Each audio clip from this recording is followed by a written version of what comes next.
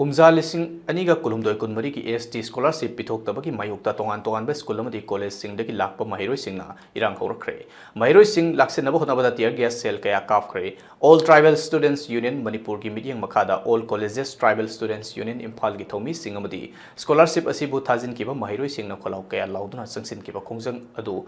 GP Women's College tagi hoduna Department of Tribal Affairs and Hills ki office tamna chatnaba khonaki maheiroi sing adu state amadi central force singna laksinaba khonaki nakal ani ki marakta minute 10 rom muknaba thoklaba matung Tribal Affairs and Hills ki additional director laktuna maheiroi singa wari sanaraba matung maheiroi tare na saba team amaga director ga unaba chatki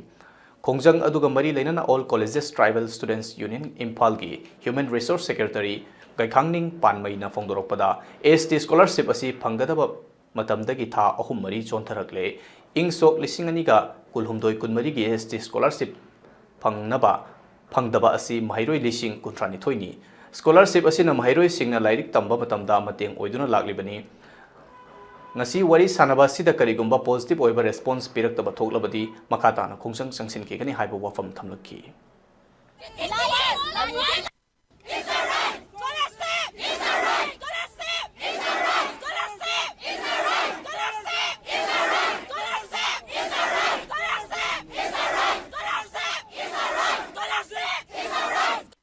अखोई ngasi na chathariba hesitation se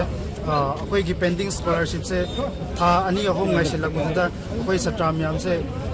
sumsang chang da cross hogan nar ga hesitation as a form of democratic hesitation when chatha se hin chatha bani so as the assistant director has informed us magi officer laga अखोई executive fra laga memorandum of understanding krai nar se haina haina bugi अखोई some of the executives will be going and akhoi gi huzigi memorandum of understanding in until and unless akhoi ST gi scholarship gi positive impact akhoi gi favor the laktri paudi akhoi akan ba mong the hesitation jata gini and it will still continue on the hesitation and higher authority this sakani akhoi